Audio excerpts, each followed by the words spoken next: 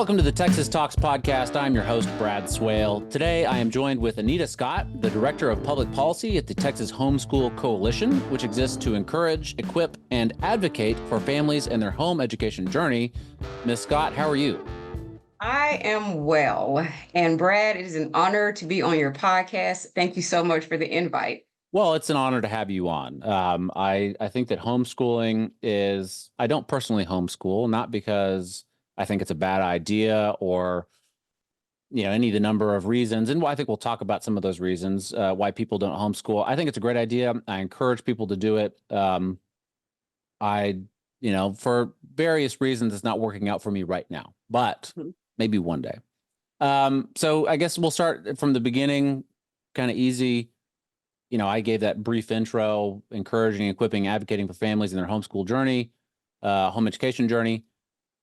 Is there more to it? What do y'all do? Oh, wow. Well, since 1986, Texas Homeschool Coalition has been advocating, protecting, and defending the right of Texas homeschool families in order to homeschool freely in Texas. As you may know, Texas is one of the freest states to homeschool. There are no federal regulations for homeschooling.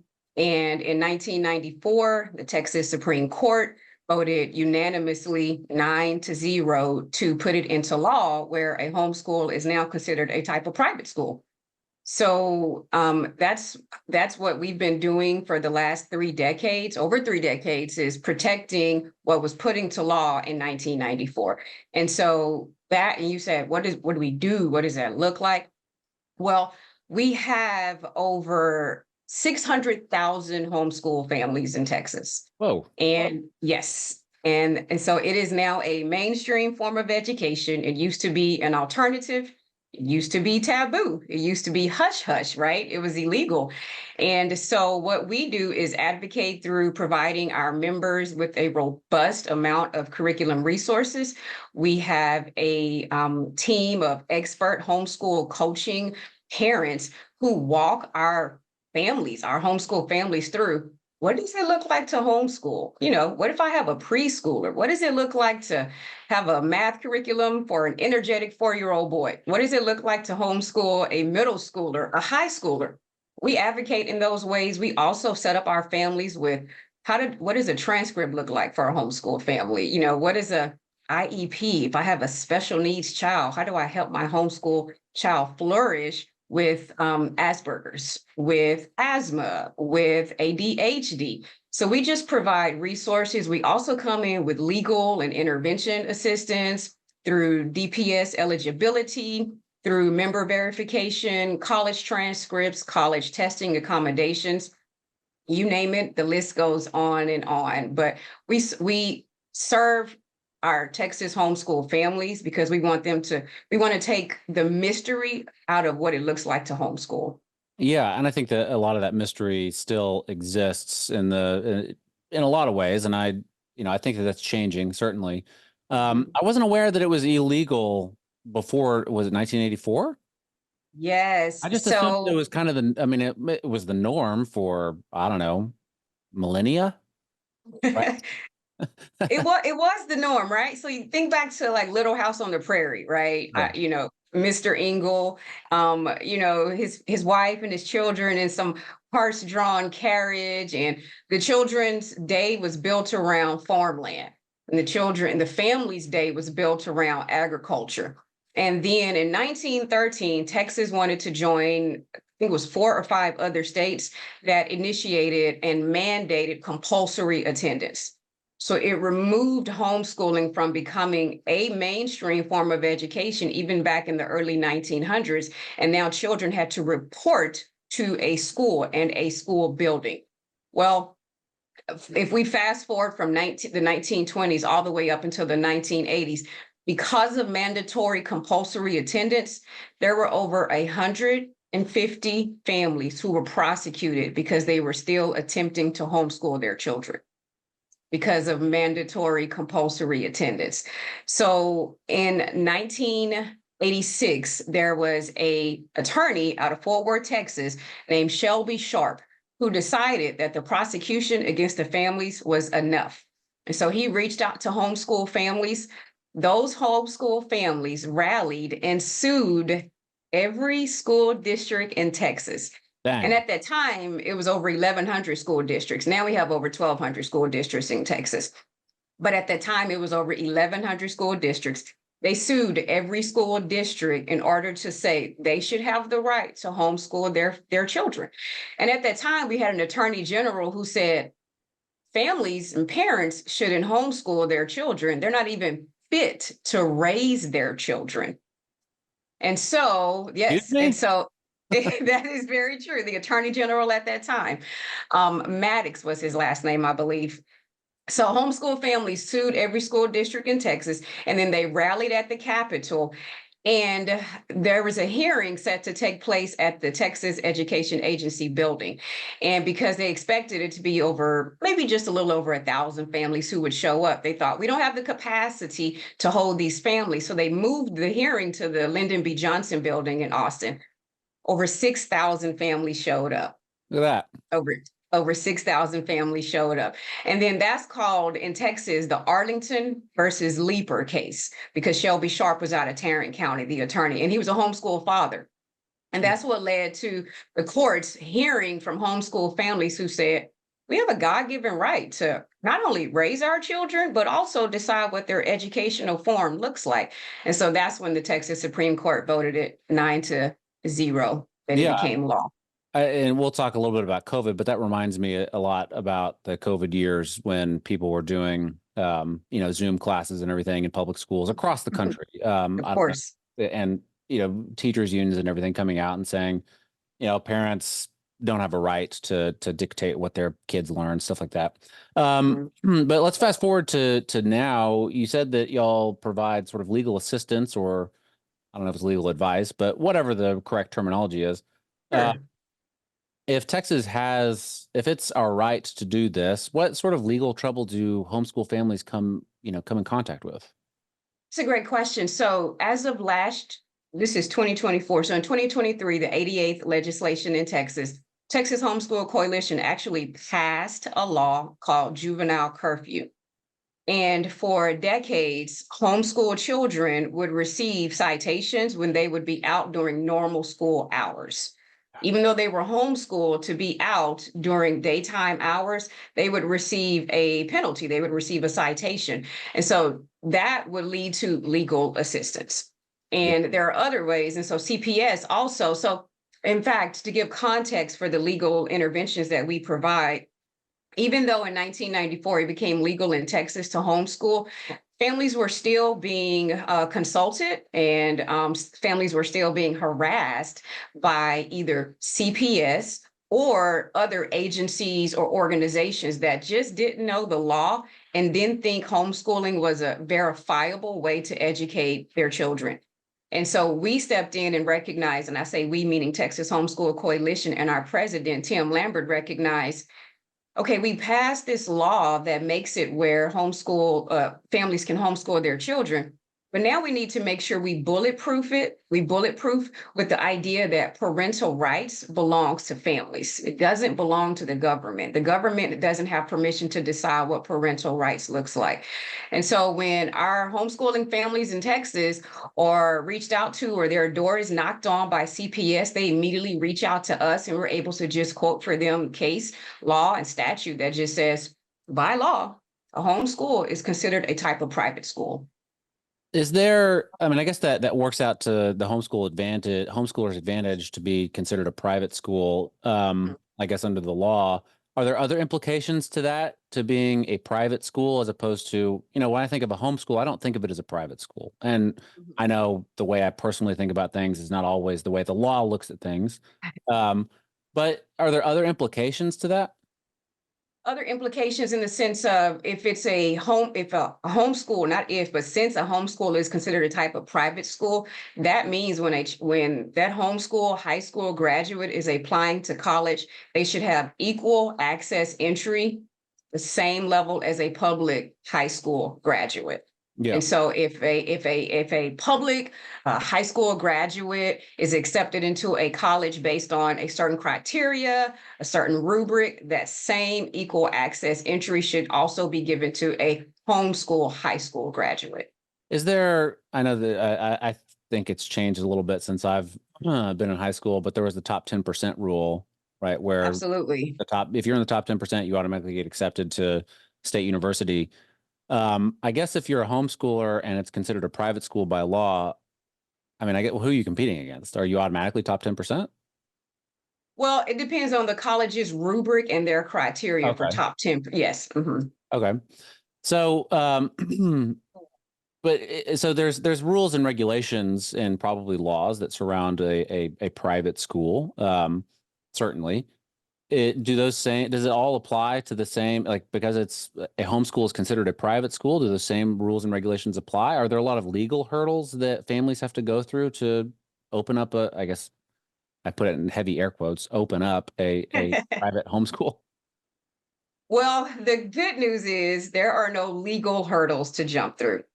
In fact, one of the criteria to be a homeschooling family is you have to teach, you have to actually be homeschooling. So it has to be a bona fide curriculum. And by bona fide, I mean it has to be in print form or video or online. You also have to teach reading, writing, spelling, math, and citizenship. And if we think of what is citizenship, it's a combination of history and teaching what is it to be a good citizen. So the first criteria is it has to be a bona fide curriculum. The second one is you have to be teaching one of those five core subjects. I imagine what does it look like to be a good citizen might be a controversial topic for homeschoolers. I'm sure there's debates within the homeschool community, especially when engaging with non-homeschool communities or organizations or whatever, about what it means to be a good citizen or Mhm. whatever, however you want to phrase that. Is that true? I think there are myths to what could be a good citizen, and I think outside of the homeschooling community, the idea of the vast amount of freedoms that homeschoolers have can be intimidating to the homeschool family and then confusing to those outside of the homeschool community. Because when the law was set in 1994 that homeschooling is considered a type of private school, homeschool families can decide how many hours a day they actually homeschool, which is very, that's rare and unique in the sense of when you're attending a traditional ISD, so an independent school district, a public school, or even a private school, you have your set amount of hours, right? 7:30 to 4 or 8:30 to 3:30. And then when you homeschool, you decide, okay, we're going to homeschool in the morning and we're only going to do science today. Or the next day, we're going to homeschool in the evening and we're only going to do spelling and math. And so a good citizen means teaching our families, our homeschool families, that they have the flexibility to decide what homeschooling looks like, as well as I'll give you an example of what good citizenship could look like. Last year at the 88th legislative session, we were, as an organization, we are advocating for the school choice package and the parental choice opportunities. And so we invited our homeschool members to come and homeschool from the Capitol. We said, hey, bring your laptops, your iPads, your textbooks, your curriculum materials, and come sit in the House gallery or the Senate gallery, and let's watch our members of the Texas legislature debate on either the parental choice legislation or another bill. And that's teaching our homeschooling families what does it look like to legislate and what do our lawmakers do for a living from January to May every odd year. And that's good citizenship, teaching them how history is made. Yeah. I mean, I guess when you said that, it reminded me of the story. My oldest son attended a private school pre-COVID and then for a little bit during COVID. And of course, like many families, it was over Zoom. And so I got to maybe, Yes. peek in and hear some of the things that they were, saying and teaching. And one of his teachers, they were doing I guess, a worksheet or something like that on what it means to be a good citizen. And the Mhm. teacher used the example of masks. And, you know, I wasn't 100% against masks. I have a special needs son. Every time he went to therapy, they required masks. I wore it then. And, but I was not real happy about the mask thing. And I tried not to wear it as much as I could. But the example was, there's a person wearing a mask and a person not wearing a mask. Which one is a good citizen? And I was like, yeah, hold on there. Let's slow Mhm. down, and emailed the school and they, that it was fine. But that's kind of what I was thinking. Like there's debate about what it takes to be a good citizen. Sure. And so that was sort of that reminded me of that story. What is COVID, I think, was maybe a boon to homeschooling. Is that right? Huge. Absolutely. You're very accurate. In fact, I'm looking at my second screen because I'm looking at numbers. So now let me give the disclaimer for these numbers. The Sure. Texas Education Agency does not record the number of public school withdrawals and with those families who choose an alternative means of education, either private school or homeschool or parochial school. They only record withdrawals from public schools grades 7 through 12. They Okay. don't record withdrawals kindergarten through sixth grade. So the numbers I'm about to give you, we can actually accurately inflate them. And this is what I mean. Pre-COVID, the number of homeschools, the number of public school withdrawals were anywhere from 20 to 25,000. And that Okay. was pre-COVID. Okay, so then you think about post-COVID, it escalated to 30,000. And we already know that because of COVID, like you said, it was a boom to homeschooling families.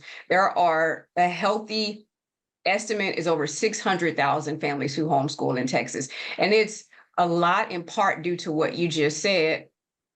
Zoom gave parents an open invitation to what was being taught in the classroom because COVID allowed education to take place in the home.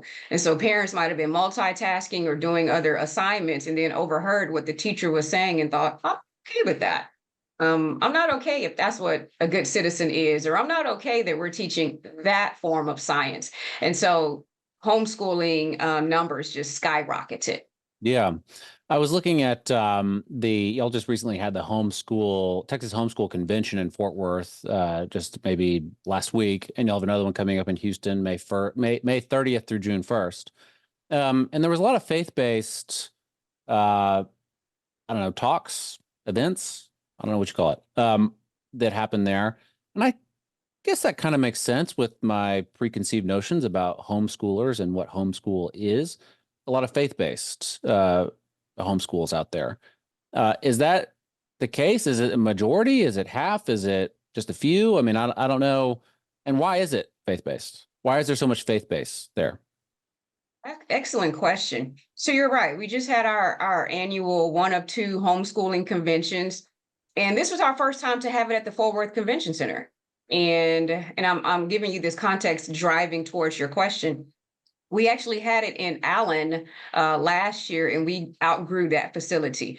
Last year, between our Allen convention and our Woodlands convention, it was close to 9,000 people in attendance totaled for both conventions. So we sort of were forced to move to the Fort Worth Convention Center to accommodate the number of people who come. And you're right. The majority of people who attend these conventions are faith-based. Even if they don't ascribe to the spirituality called Christianity or Protestant or evangelical, they do want to be in charge of what's placed in front of their children from an academic standpoint. And so a lot of the attendees who come to these conventions are predominantly conservative and desire to teach their children what it looks like to be a good citizen, and not from the standpoint of indoctrination, and Sure. not from the standpoint of agendas and priorities, but from the standpoint of what their morals and their values look like. And then they come to these conventions and find curriculum that match their morals and their values, these faith-based curriculums. And so they come and they are overwhelmingly excited to attend. You said, what do I call it? Events? Or yes, we have multiple workshops and presentations and seminars to walk homeschooling families through what does it look like. I sort of what I referenced earlier, to be a high schooler and to feel like, am I sheltered? Am I odd? Am I unique?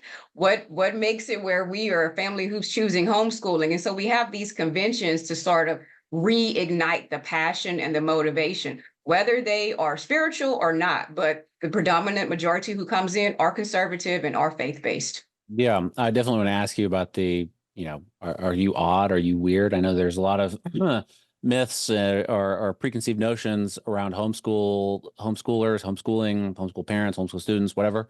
But I want to ask you first, sort of, you're having these big conventions. The movement is growing.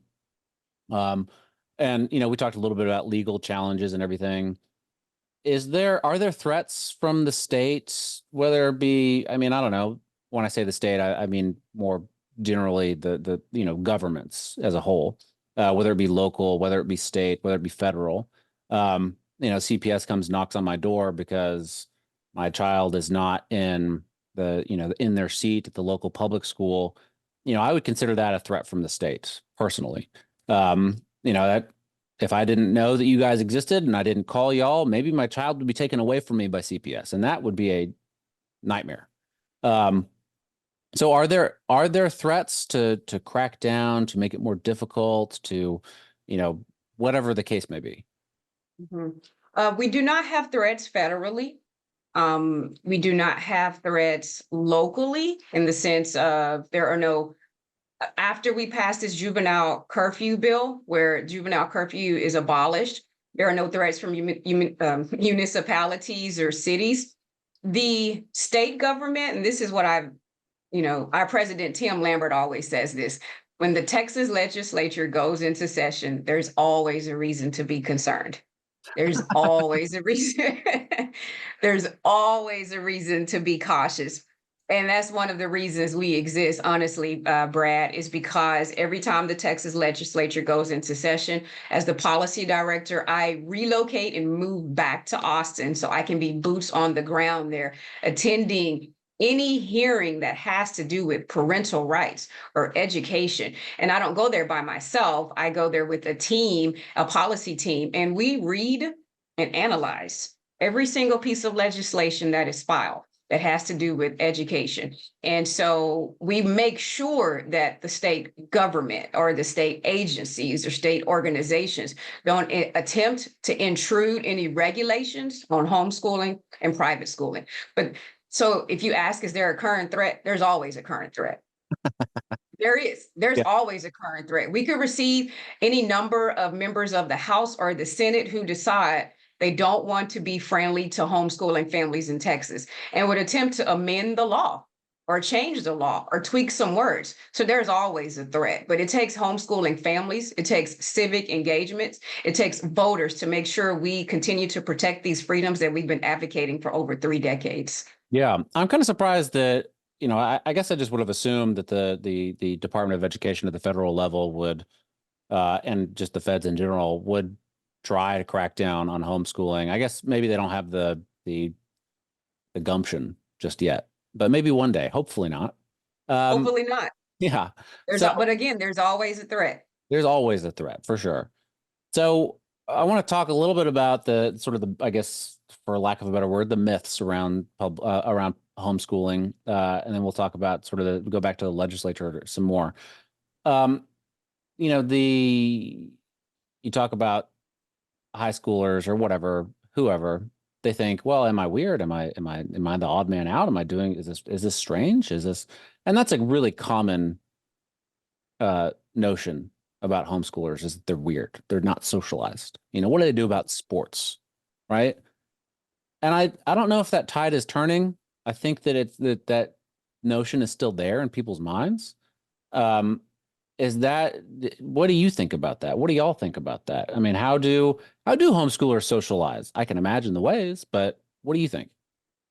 Well, I also love to hear how you could imagine the ways, but I'll go ahead and answer answer your question. So I can speak personally to that. So I was homeschooled in the 80s. So African American, grew up in the city called Oak Cliff in Dallas. I'm the fourth of 8 children. My parents decided to, yes, my parents decided to homeschool all of us K through Wow. 12. Yes, yes. And my father works graveyard shift at UPS, so United Parcel Service, and he did 2 shifts because he had 8 children. Yeah. And you're right. And so my mother would homeschool us during the day, and when my father would wake up, whatever assignments that he was better gifted in academically, we left them in on his desk in his office so that he would know, okay, I need to work with my children on science and math. So we knew we were different.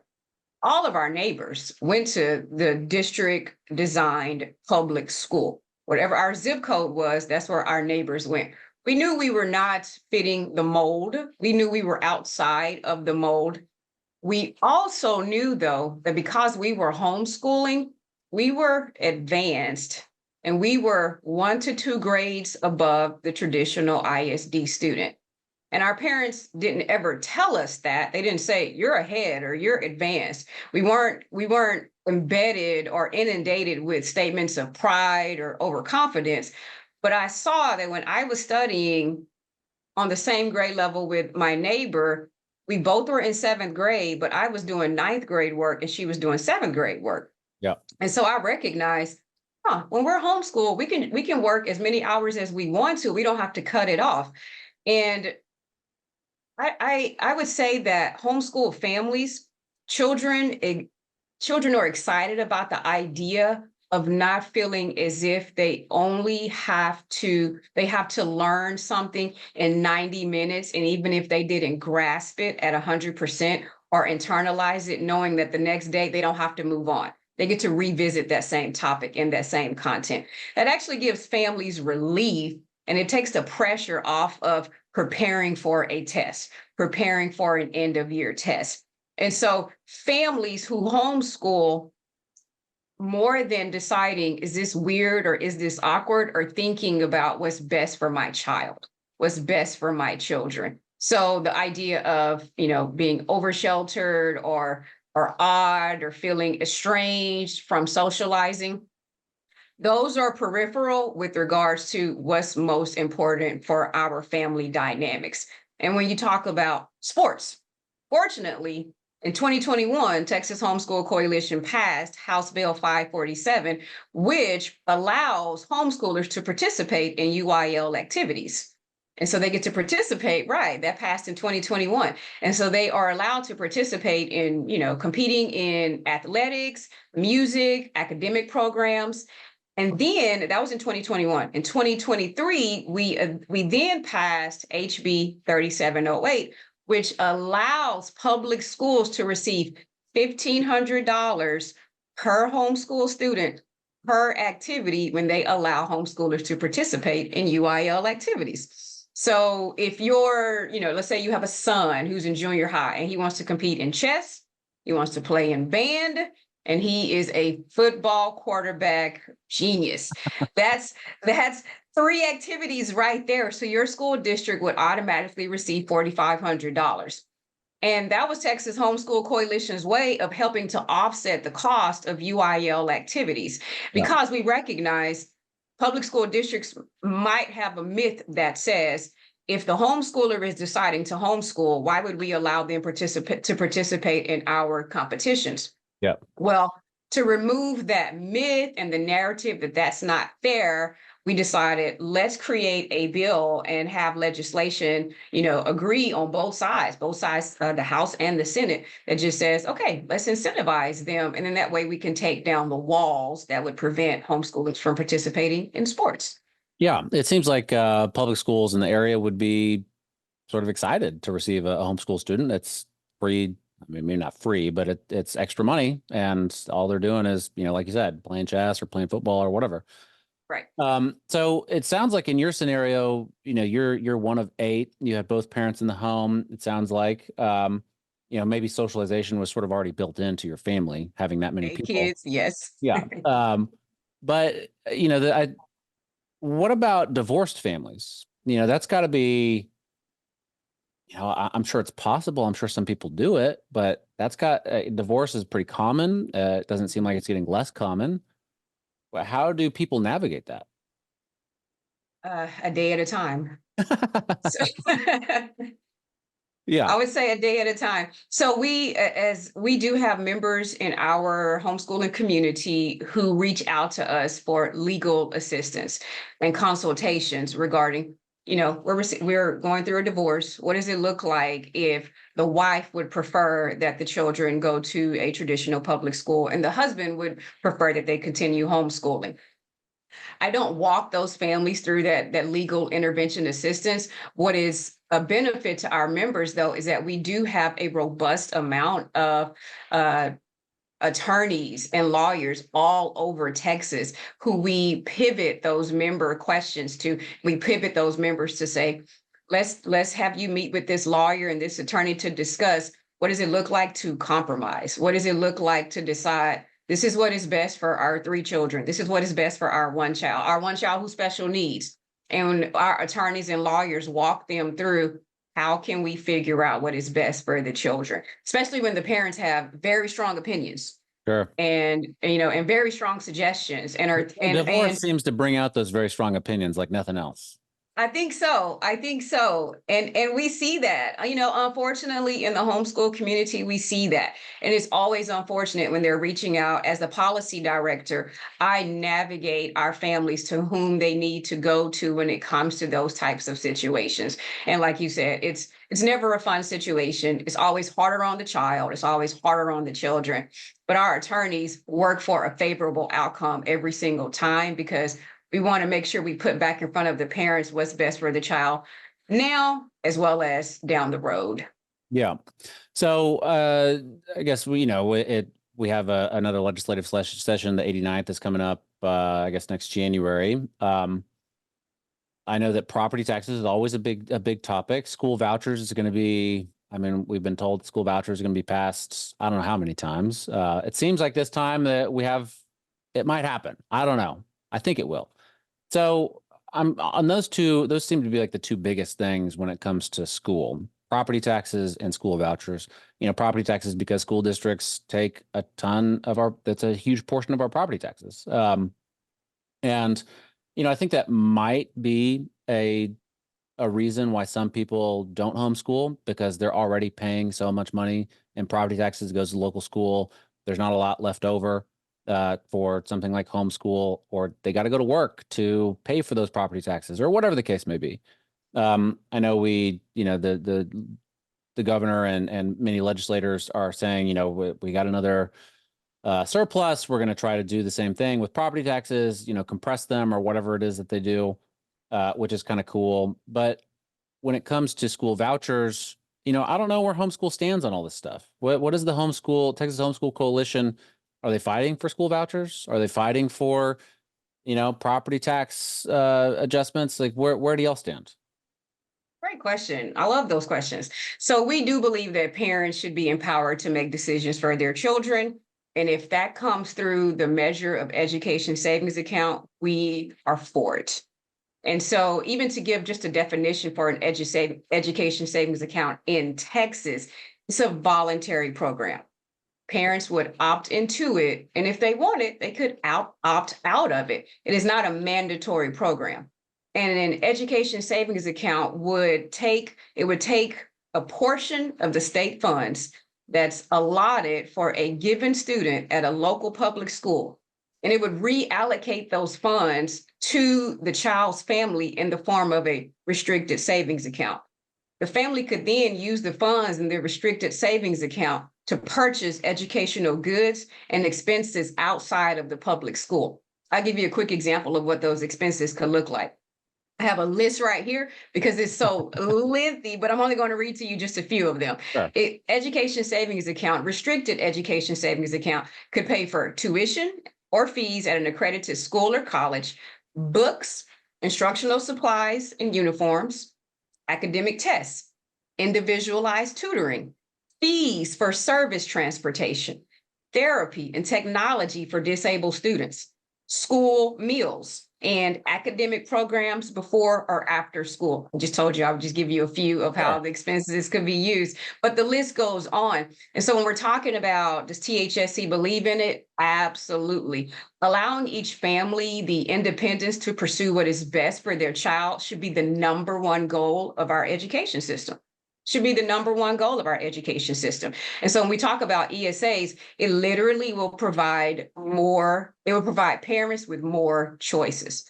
Thus, it allows parents to operate with more autonomy and more independence than what is currently being practiced in our current traditional ISDs. So Texas Homeschool Coalition, one of our champions in the House is James Frank. He is a chairman. And so we we funnel a lot of our legislative priorities through his radar and we actually just had a meeting with him just yesterday, and we're talking through what is the best way to make sure our homeschool families like what's presented in the legislative priorities that would bring education savings account to and across the finish line. And so one of the reasons that our policy team at Texas Homeschool Coalition moves to Austin and is to make sure we write crystal clear guidelines that prevents regulation on homeschool and private schools with the passage of the Education Savings Account program. We actually believe the Education Savings Program can benefit homeschool families without the intrusion or regulation on private and homeschools. Yeah. So I imagine y'all will be working on that quite a bit in this next legislative session. Do y'all have other priorities coming up? Other projects that you're working on, other things that you want to see happen? Well, we do, but we're deciding if we will even present those because we suspect that the majority of our time will be eclipsed by this school choice package. And it will be many of our hours will be expended on making sure we read every piece of legislation that comes out of the House and out of the Senate to make sure these crystal clear guidelines are acceptable to our homeschooling families in Texas. Yeah. Well, that's great. Well, Anita Scott, Director of Public Policy of the Texas Homeschool Coalition, is there anything else that you wanted to bring up before we sign off? I sure do. I just want to say, Brad, thank you for the opportunity. Thank you for the questions. Thank you for allowing me the opportunity to demystify ESA program and demystify what it looks like to homeschool in Texas. Okay, great. What's y'all's website? THSC.org, TexasHomeschoolCoalition.org. We will put that down in the description below. Anita Scott, thank you so much. I appreciate it. Thank you.